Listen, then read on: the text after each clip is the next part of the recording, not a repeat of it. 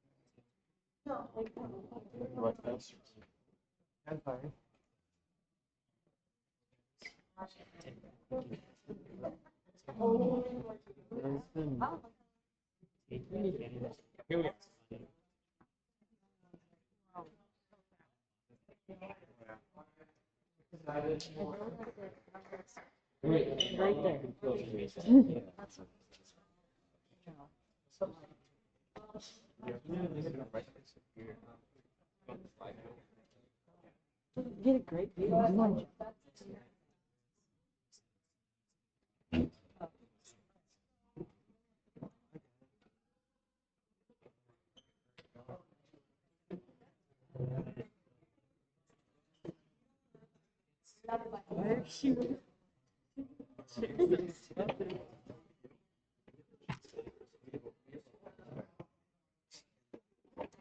That's how it's.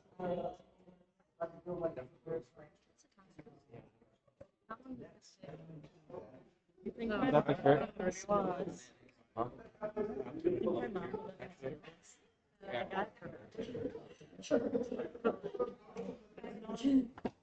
Sorry, Scoop.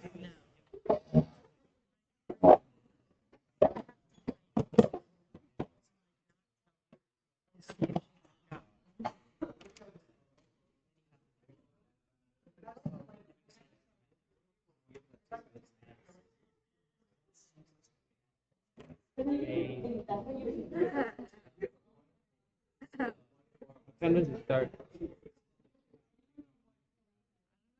9:30.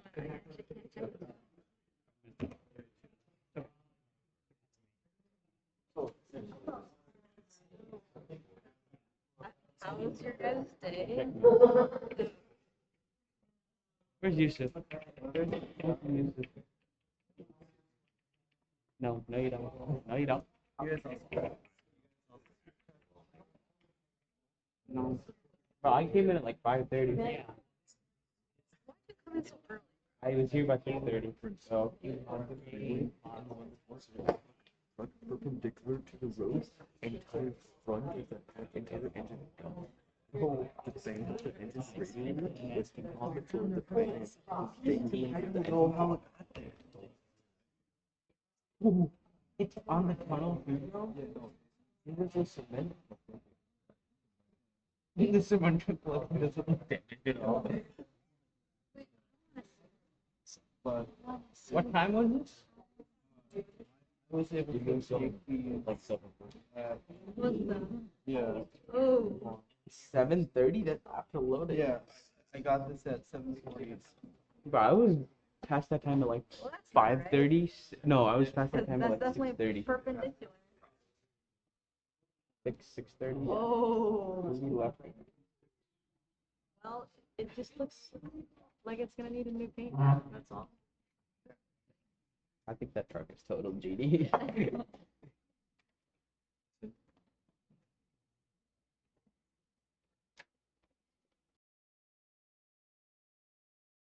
Technology that came out this year at MRC that we've been getting a lot of questions on.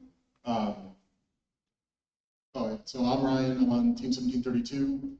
We relied pretty heavily on QuestNav this season and had a decent amount of success with it. So just wanted to talk about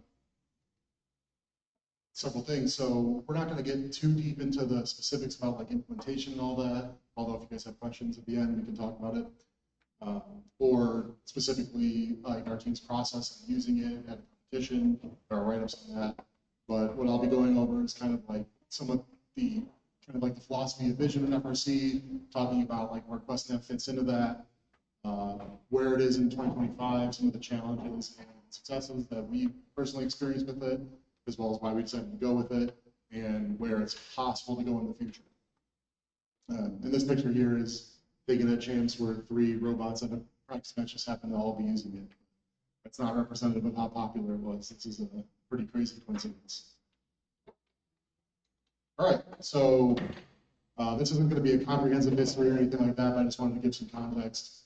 So early on, 2006, you could see that bright green light above the goal here.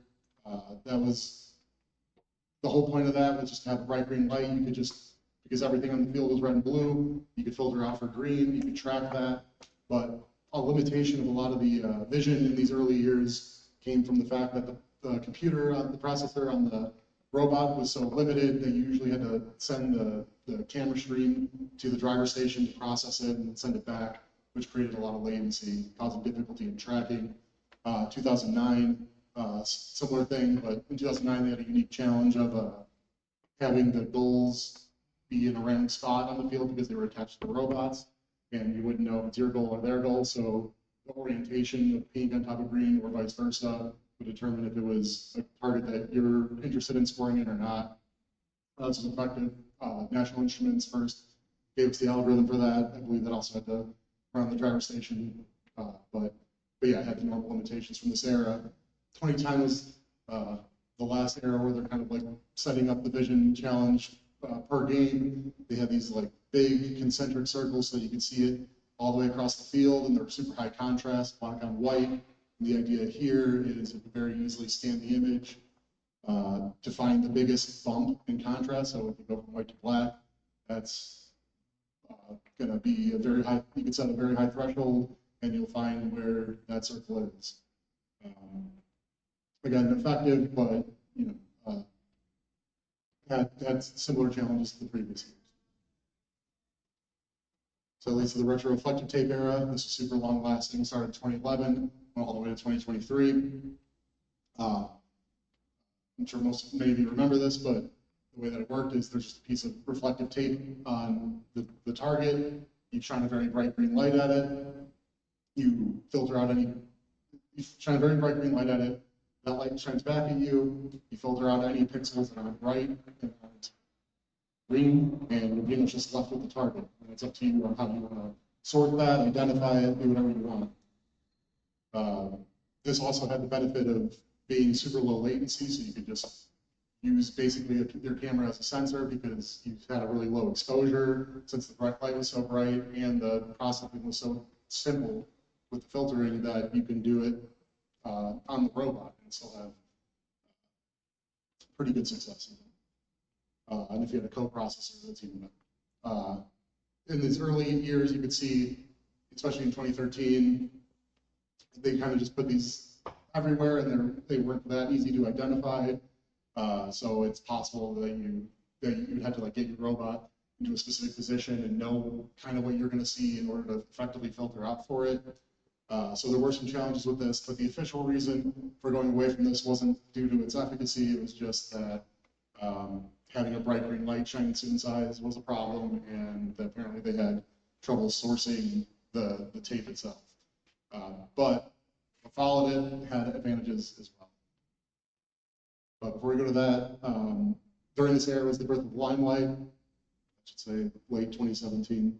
But yeah, so it was launched in late 2017, and since the vision challenge was so simple, most of what you were doing in order to get your robot to effectively track the target wasn't necessarily in the fun vision stuff. It was mostly in just kind of setting everything up, making sure that the value, your robot could talk to the camera, the values were sent back and forth, that you had LEDs wired and powered and all of that, and you could source the LEDs that were bright enough and all of that. So Limelight kind of simplified all that, put into a single path solution, and even since the way that you would do the vision was so simple, they just made a simple web interface so that you can easily configure the camera settings, do the thresholding stuff, which is just filtering out any dim or non-green pixels, and then figuring out how you wanted to group the targets.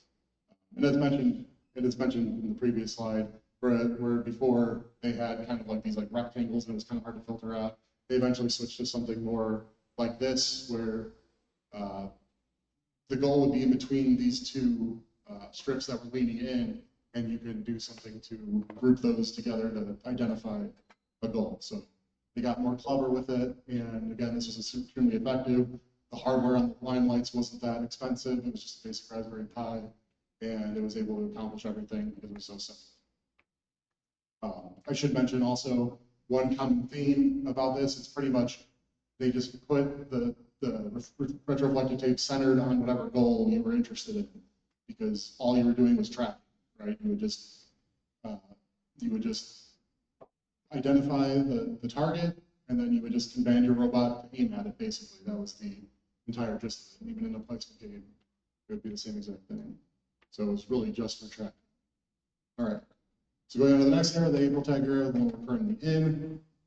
Even though 2023 is a bit of a hybrid situation, there's now April tags, which are these 2D codes that are just high contrast white and black blocks using similar technology to 2010, which is just looking for the super high contrast edges. But these have the advantage of being in order where you can use algorithms to both not only locate them and be very confident that you're seeing them, but also be able to identify them so you know which goal you're looking at. But then I guess maybe most importantly, has 3D capabilities. You can tell what the orientation is of the code relative to the camera or the robot in this case. Yeah, so that's one of the main factors that led to the popularity of localization, which I'm sure a lot of your teams are trying to solve as well. And the reason a lot of teams want to localize, which is just knowing the 3D coordinate of your robot on the field, are for several reasons. One is like Swerve is extremely popular now. Before with Tank Drive, if you wanted to move to a specific coordinate, you had to plot a whole path, so it was a lot more complicated. Now with Swerve, you could just pretty much say, if I'm to the left of my target, go right. It's pretty straightforward. So, so the ability to control your robot to go there. Path Planner for planning autos is extremely intuitive and simple and powerful. So teams, in order to use Path Planner, you have to note your robot has to be at least somewhat properly localized. It has a lot of, it's pretty robust, so you're going to get pretty close even if you're not exactly right, but the better you get, the more effective your autos can be, the faster you can run your autos. So all teams want that. Also, yeah, the April tags have these 3D capabilities, so it seems pretty free to just say, okay, well, if it's the same my robot's here, then I'll just update it. Yeah, and then okay. So as you can see in the bottom left, this is the Limelight's updated UI for using April tags. As I said before, they kind of just wrapped a really simple concept and made it intuitive to use. The challenge with April tags is a lot higher. They had to bump up the processing. They had to allow to have more configuration options. They had to have more diagnostic options. So the complexity of the challenge has kind of gone up a bit when you use it like that. But I should mention, April tags are still effective at just tracking, although they have the challenges of you have to have higher exposure and the process takes a little bit longer, so there's more latency. So it's harder to just use it directly, feed it in directly and just use it as a target, although it's still effective. All right, so why QuestNav? Why? All right, so first, what is it? It's an app that runs on the Meta Quest 3 or 3S. You really just use 3S, it's cheaper. They're the same as far as the QuestNav is concerned. That's the virtual reality headset that I'm sure a lot of you have used to play video games. You can see it on the robot on the right there. So all it is, it's an app that runs on that, and it sends the location that the headset already knows, just sends it over network cables, similar to how the Limelight does, to your robot so that you can use that position information. It tracks the position relative to the start. Since it doesn't know about the April tags in the field, it only knows whenever it was reset. So you still have to like initialize your own. You have to figure out a way to initialize or figure out a way to just be in a known location before you use it. And it is technically vision still, although you don't really have much access to it. In a lot of cases, you don't even, until recently, you couldn't even see the pass-through. You're just relying on it to tell you the location, but it does use vision internally to determine that position. It uses something, an algorithm called VSLAM, which just takes a bunch of images and finds, in like maps, static points of interest on the frame based on just like corners, edges, anything that it thinks it can reliably locate in 3D space relative to itself. And it does that repeatedly, pairs that with its internal sensors, and just gives you its current location as best it can. So yeah, there's a visualization in the bottom left there. It's maybe not the cleanest visualization, but you can see those green frames, the green frames on the left are stacking up. It's creating a bunch of, all the yellow dots in the image here are mapped in 3D space here. And as it, from frame to frame, can pair up those two dots, it knows how far it moved because the dot effectively moved the exact equal and opposite amount. But that's all kind of abstracted away from us. That's just how it works internally. There's a lot of top secret research going on to make that work super well, but on the other side, you don't have to worry about it. It just works. All right, so why QuestNav? Why did we choose it? Here's a table of most of the advantages. I'm going to exit out of that. Okay, so cost is one of the main things, or it's a major factor. Quest 3S is only $300. Get it sale on Prime Day. The Limelight 3G, which I think is like the bare minimum if you're using April tags that you want now, which is $400. And if you want kind of like the cutting edge 4 paired with the Halo 8, that's going to run you $574. So you can almost have a Quest and a backup for the same price, roughly, as the most cutting edge Limelight setup. Availability is also a big thing. When we were primarily relying on Limelights, we would buy a big stock of them to make sure that we had backups in case anything happened. You know, if the lens got distorted somehow, we'd really want to back up on that. And because there's such long lead times and sporadic availability, we buy multiple of them with the Quest. That's not really the case. If we ever have an issue, we do have one backup, but if we ever have an issue, we can go to Best Buy to get a replacement. So that's nice. And actually, the field setup, this was kind of probably the biggest motivation, honestly. We didn't even get our like the April tags that we bought until a week before competition, and you had to have like your entire field built in order to have something to mount the April tags to, and the lighting has to be set up. So we were usually doing like ad hoc lighting setups in order to do it. So it was just a lot of work, basically, like for us, honestly, like a week of work just to get the April tags installed. And it was like week 2 or something. We just wanted to get something working, and just being able to put the Quest in the robot and go without having to do anything to the field was nice. It was really fast to be able to do that. Calibration. On the Limelight, I'm not sure about the process on the 4, but on the 3, you had to glue in the focus. You had to do the focus yourself, glue that, do the grid calibration to get rid of any distortion, and then you have to set the capture settings based on the lighting conditions. Quest just factory calibrated. They both have a lot of setup, don't get me wrong, but as far as the specific calibration, that just works. And then the usage in robot code, this wasn't as much of a factor for us, just because like I do personally want a little bit more control than I have with the Quest. But and if I get a little bit to the next slide, integrating, as I'm sure you guys know, a Limelight or a April tag, photon vision, integrating that with your robot's odometry in order to get final pose estimation is kind of a complicated process.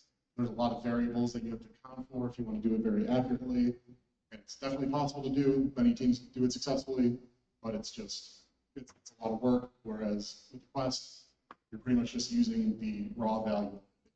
It simplifies everything significantly.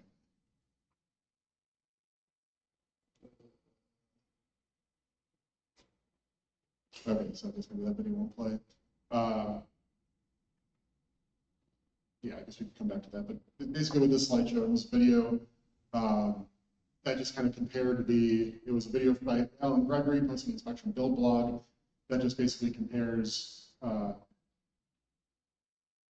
if you want to press request access, I could probably grant it on the that just had the Quest running and had a Limelight running, and it showed the press request access.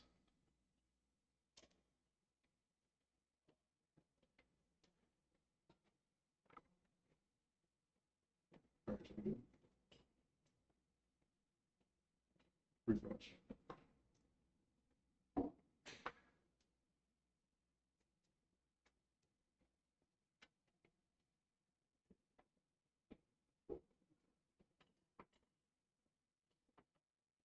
Okay, press play. Thank you. Okay, so you can see here, ignore once the robot starts rotating, but you can see here the lime green, and this was on the 2024, so you might not have this experience on the 2025 field as much because you were much closer to the April tags.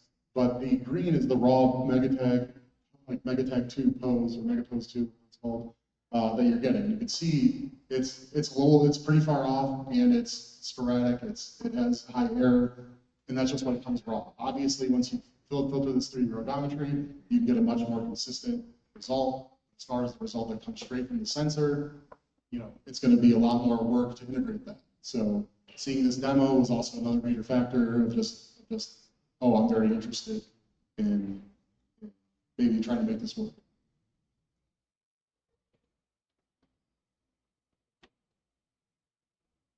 Okay, so QuestNav in 2025, this is our experience on what we actually experienced once we integrated it and used it for the season. This is what worked. Sub-centimeter accuracy and precision. Basically, right when we plugged in, very first time, we put tape measures put tape marks on the ground, drove around, and did our best to analyze how accurate it was. And as far as we could see, it was basically spot on, precise. In that fact, so it matched what independent research kind of determined was the case for virtual reality applications, but I was just curious about if that would, obviously the moment to moment is very accurate, but I'm just curious about over the course of a size of a field, does that hold up? And it certainly did. Low latency, I was worried that we would get the signal and then we'd have to compensate for that a bit, but no, it was just pretty much if we just use the very latest result we got from the Quest, that accurately represented exactly what the robot was. Resilient to field conditions. So that's what this image is mostly focused on. So this image comes from week one at our first competition. One of the biggest concerns when we were first integrating this, which a lot of people had when it was first announced, was, would it be able to hold up to an actual match? We've got robots running around the field, game pieces and everything like that. So what we wanted to do was at our first event in our allocated field calibration time, we wanted to go out and measure, compare exactly where the Quest thought it was relative to where it actually was in the field, just to make sure that, okay, with robots on the field, with people walking around, how it held up. And in conditions far worse, real field conditions where it had 16 people, it was pretty much always looking, its view was almost, mostly blocked the entire time. It did extremely well. So what you see here is our recorded measurements. Each one of these circles is effectively one of those recorded measurements at each of the scoring locations. You can see here it kind of bulges in a bit. That was caused from a measurement imprecision where the bus was mounted to our robot, so that was later fixed. But it was extremely accurate, and this was way over. Match only two and a half minutes long. This probably took us 20 minutes plus to record everything, and it held up just fine and was consistent for the entire time. So that was it. So it was basically at our first competition that we were okay, it's probably going to work. It was accurate even in field, even on the actual field, which doesn't have a lot of walls or anything like that. It was able to get enough points and maintain accuracy. Maintain accuracy during movement. In 2024, when we had an April tag only implementation, we were trying to make it so that we can accurately determine our position on the move. It just basically came to the point where we said it's infeasible. We can't do it unless we were willing to spend weeks calibrating on the move. This is out of the box, no matter how fast we're going, no matter how treacherous the conditions were. At any given point in time, we just knew exactly where we were. We did all that compensation for us. The orientation as well. So when we first used the Quest, we used the position directly, but we didn't use the orientation. We thought the gyro that we had in our IMU would be more accurate. But out over the course of like a 5-minute practice match, it became very clear that the Quest had the exact right rotation, whereas the IMU drifted tenths of a degree or something. Not major, but the Quest was more accurate than the gyro at doing gyro stuff. And then path following. Previously, if we wanted to like accurately follow a path, we would probably run it slow so that the closed loop control, while we're following the path, would correct it as we're approaching the target. Because we're using able tags, the closer you get to it, the higher the accuracy is. So you want the most time possible while you're there. But what we found is because it was accurate across the whole path, we could really crank it up to as fast as the robot could physically go, and it would follow the path accurately. And that's just out of the box with Quest without doing any kind of complex integration with the Kalman filters, adding vision measurement. Okay, so what were the challenges? So this is it's going to loop with us crashing in auto. So networking early on was a challenge. The first iteration that came out wasn't consistent. We had to kind of like edit our own fix to make that work. I believe what's up there now is fixed, so I think that at least that part is fixed. There was a slight jitter in the measurement that it gave. It wasn't very big. When you're path following, it would be obvious. It would kind of like jitter. It would still work, but it wouldn't be. You would want to avoid that, so we had to add a little bit of filtering. Just because when you're using odometry, and we'll get to that. But yeah. So and then this was caused here in auto. It was possible for the Quest to go into a low energy mode or a 3-degree of freedom mode, which prevented the position from changing because it's when it's sitting on a static robot, it could think, oh, no one's wearing me, no one's doing anything. Before the match, it could just turn it off, and that's basically what it did. We still thought we were getting readings from it, but it was just not moving. So we took off and had to e-stop. And then that's actually still something that's not completely fixed. The way we worked around that was just by having a very consistent process. So that's one of the more concerning things that should be addressed. Accurate initialization. In our first event, we didn't even have any sort of behavioral type detection on our robot. We just had a jig that we set up that we hoped would get us in a very consistent starting position, but that jig had kind of a couple degrees of uncertainty back and forth, which would cause, which would exist for the entire match. So that's a challenge. There were some sporadic shifts in localization. This can happen more in practice, but basically, as we kind of showed in the algorithm before, or in the VSLAM video, it relies on on what it determines to be the static components in the field to determine where it's at. So if something shifts, it's going to internally shift its whole coordinate system to try to compensate for that. So what would happen in practice is if we had a wall and it was in one spot while we're practicing and someone moved that wall, now the robot thinks it's somewhere else because you can't pick and choose what you're interested in. So that usually didn't rear its head in competition matches, but I do believe there was at least a handful of matches throughout the season where it would kind of drift a bit for that reason, and then we'd have to relocalize or reset during the match. And then lack of tracking. So as I showed in like the earlier slides, basically the entire history of vision in FRC was laser focused on just tracking a goal, right? So this is a complete paradigm shift away from that, right? It doesn't have any capability to do that. It doesn't track a goal. It just tells you your robot's localization. So whereas the able tags do both, this just does the localization part. If you want to track something specifically, that's got to be done separately. Yeah, that's right.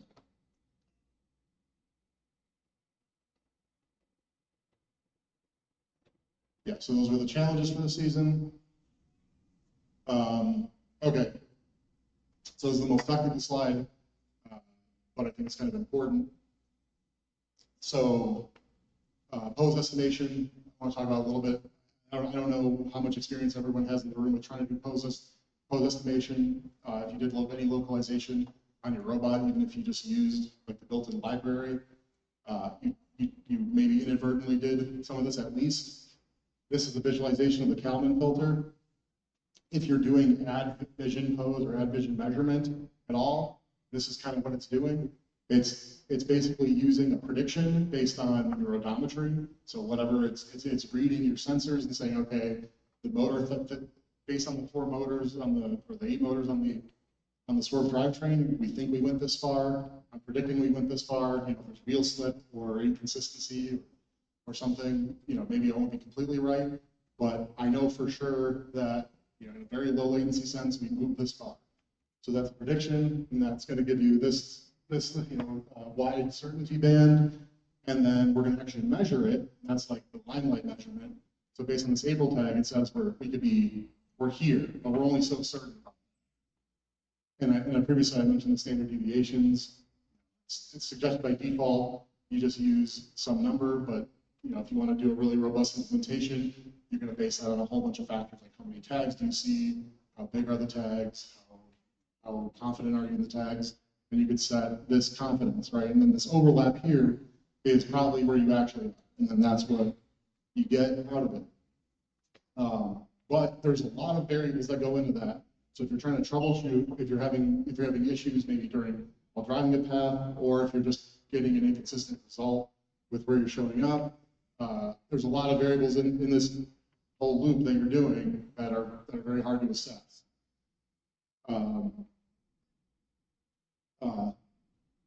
They're very hard to assess. So I mentioned some of the limitations. I mentioned some of the limitations of the Quest. Some of the limitations of the Quest here, which is why a lot of the most common uses for the Quest this year was to simply use it in place of odometry. So the prediction I mentioned here, they would just say the Quest is the prediction, and then we're still going to use our limelight as we did before to kind of correct as to be our measurement. And what that's going to do is if the Quest is having any issues, well, at least we're anchored to the field in a real way using the April tags. It's not going to be quite as accurate because the Quest is more accurate than the April tag measurement, but at least it'll give us, you know, some in between, some really low latency in between information every frame. But the way we used it was just straight up use the Quest reading directly. We just said wherever the Quest says we are, that's where we are. That when it worked, that gave us the ability to be extremely accurate. When it didn't work, it resulted in okay, so future request. So as I mentioned, it doesn't do any tracking, doesn't know where you're at in the field to begin with. You have to have some other system. So yeah, so I guess I could mention, so I mentioned in the first week, we had a jig to set us up in a known location relative to the reef, but we wanted more accuracy than that, so we added a limelight to the robot, and when we placed our first piece, that's when we would do the localization, and then we would just go from there. There was also some redundancy that we added, just do some tracking on our scoring location if when we went to go place, the limelight said, oh no, you're definitely far off, then we yeah, so what's the future, right? How do we close some of the gaps that were mentioned in this slide here?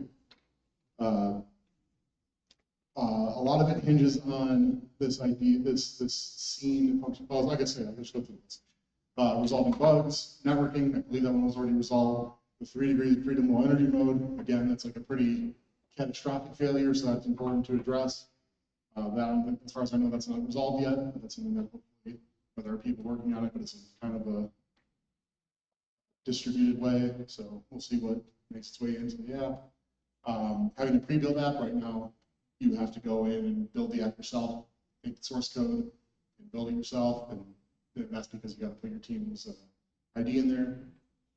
But there's nothing preventing them from just building an app and letting you put that on your like jailbroken Quest, pass through video. Right now, if you have the Quest on your robot, you would need a separate, if you use like a first-person view of the robot while you're driving and you like to see that, there's no way to do that currently. That's a feature that would help close the gap, improve debugging. There's no easy web interface to talk to the Quest, so having some way to be able to go in there and see the console, or even be able to see what it sees, and it would help with troubleshooting any of the issues pop up. And then absolute tracking. So like I said, everything's relative to where you start.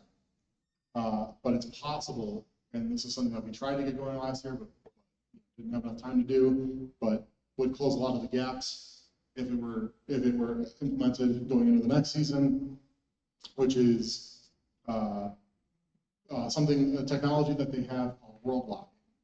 On the Quest, you can go through the menu, you can add something called scene or space, and you can just go in and this is something we actually did. You go in the field and add a space to it. And so it treats the whole field as a room. You can go in and add furniture to whatever point of interest you want, right? So, so instead of the couch, you put that on the reef, and it would internally know the location of that reef because it recognizes it using its own internal algorithms.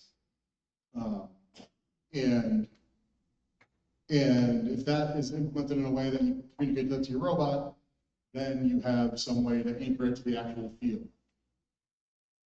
So you don't need to use a different technology, and it doesn't have to be relative.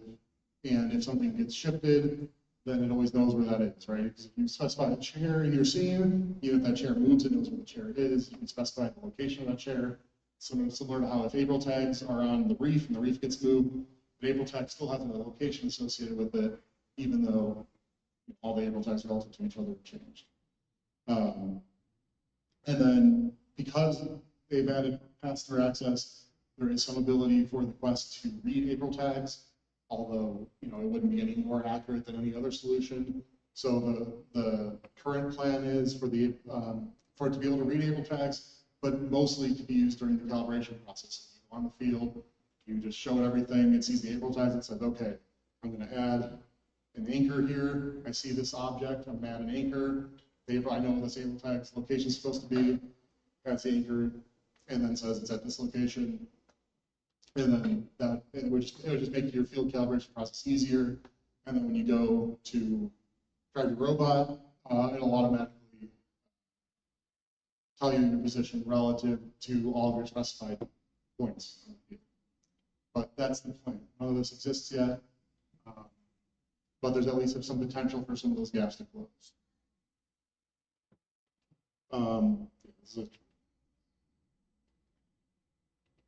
Okay, so that's the last slide. Are there any questions on anything? I can go back and review it, but yeah. So who wrote the original app that you run on the Quest?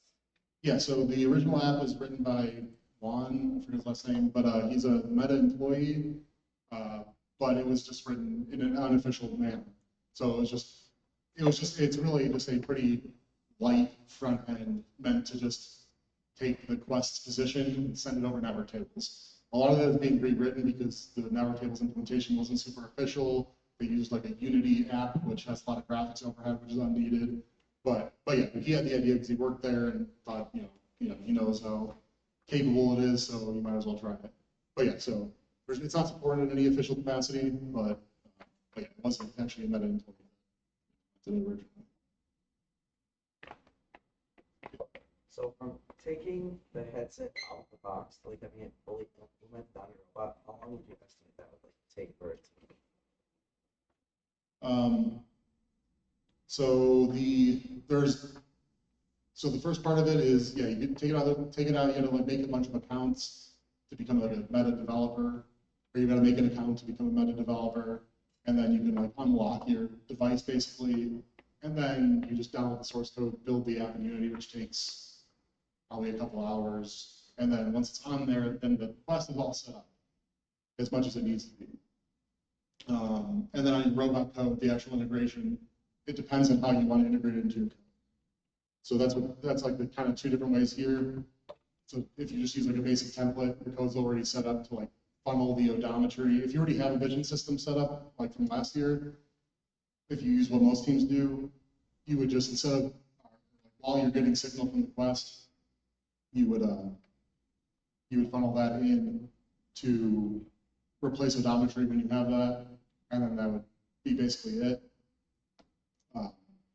Obviously, I think it would probably take a couple of days if it's your first time doing it, just to make sure that like all of the communications working and everything like that. But the actual raw time, the raw productive time is not that much. A few days, probably. That's probably about how long it took us the first time. So, yep. So you mentioned that it shuts off after not moving forward.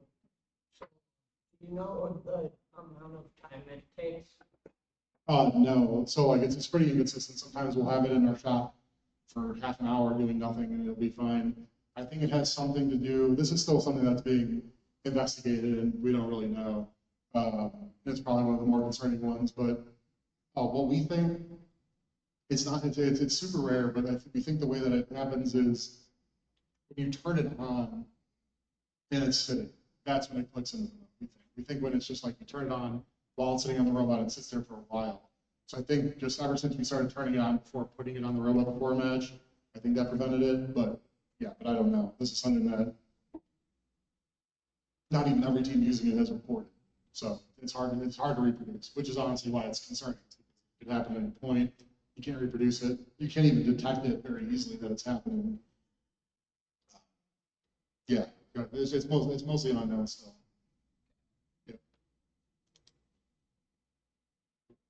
Yeah, you mentioned the one guy. Is he doing the continued development of this, or is he just open sourced it and somebody's working on it? Yeah, he's still doing he's still doing continued development on it. The path that I presented for the future going forward is his plan. But that being said, he is not working on it as much as other people in the community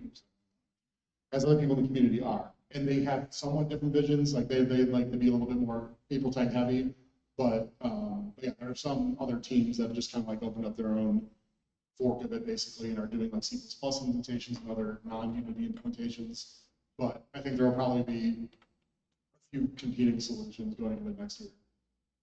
But that's why I want to make sure just presenting on what exists now, because that's what has been kind of shown, is if you're interested in just pure relative location, that's you can rely on existing. Other than that, yeah, it is to be seen what's going to exist next year. Yep. Can you use QuestNav to detect game pieces? No. Like I said, it doesn't have any of the tracking capabilities as like the Limelight does.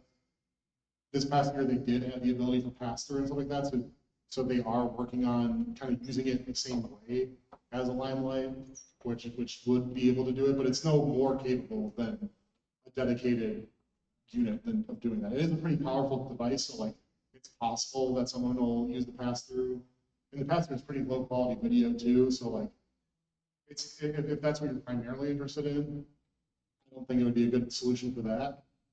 But if you did have it on and really wanted to reuse it for that, it would be possible. It's certainly not the focus of it. It would probably be less capable like any other solution.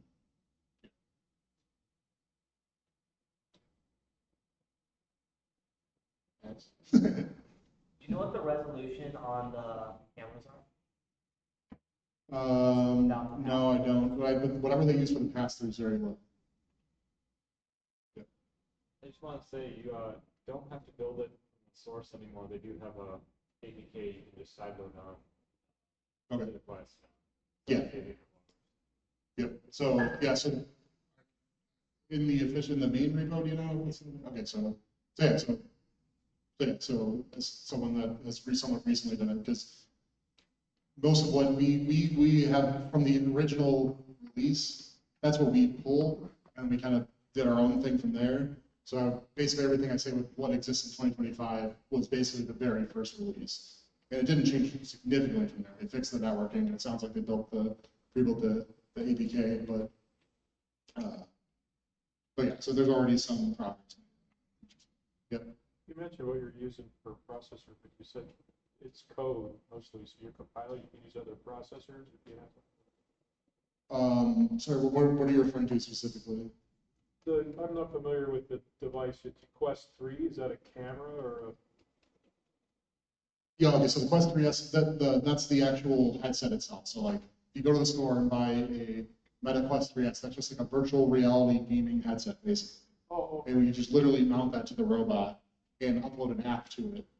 And yeah, so it's using like, basically the same thing as like using a smartphone. If you put a smartphone on the robot, it's that, it's just, it's a device that has more. Yeah.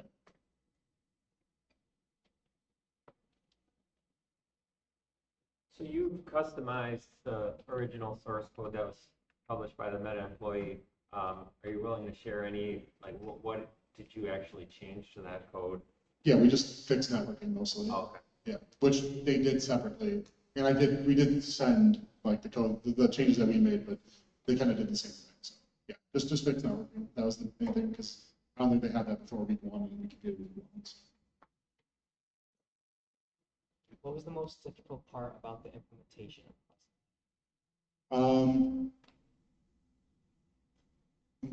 I guess just solving the unknowns. Like I said, building that, like week 1, not knowing if it was going to work on the actual field.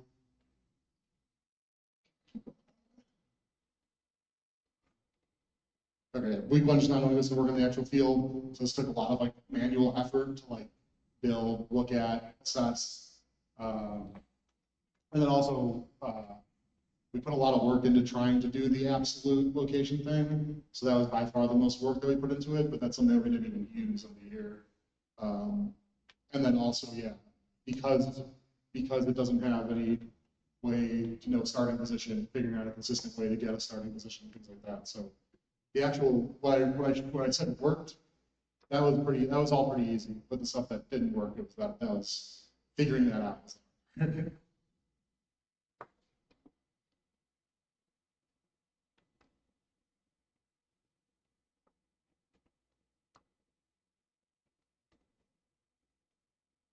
Any other questions? On this year's robot, when did you use your limelight to supplement data instead of using the QuestNav? Yeah, so week 1 we used the jig for the starting location. We still use that jig for starting location going forward, but that was only to give us a rough starting position to score that first piece. After we scored that first piece, because we're already like super close to April tag, we used the limelight to look at that April tag while we were super up close to it to give us a starting position.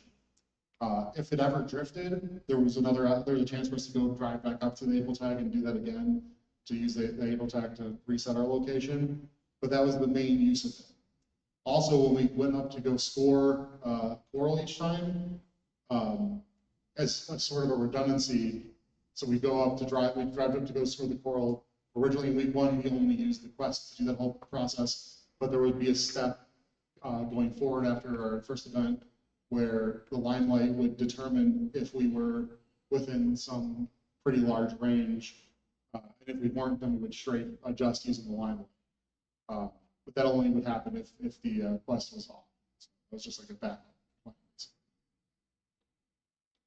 And it would only do the reading once we were already up, like ready to place the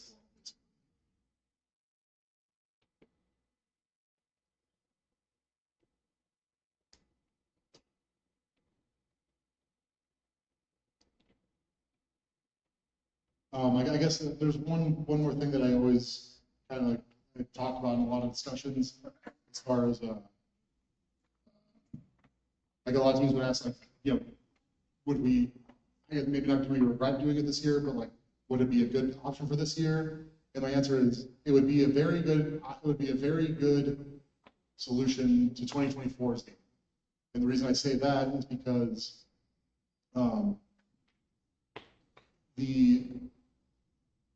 in 2024, it was helpful to know where you're at in the full field, especially for like passing, and the precision that you would need relative to your starting position was much lower, right? Because the size of the game piece that you're scoring into the speaker was pretty small. So if we just put the robot on the field relatively close to where, to the same spot every time, and then use the relative quest position in 2024, it's likely we wouldn't have to do any extra work. But because this year, there's a plus or minus 1 inch scoring tolerance, you need to be pretty spot on. So if your starting location is off by a degree, then the opposite side of the reef, that's going to change by over 2 inches. So like just 1 degree change in how we started the robot was unacceptable. Whereas 2024 would be much more robust for that. So the answer was 2024 would have been a no-brainer. This year, it was a lot of work to try to make sure that we were exactly starting perfect every single time. So that might give a little bit more context.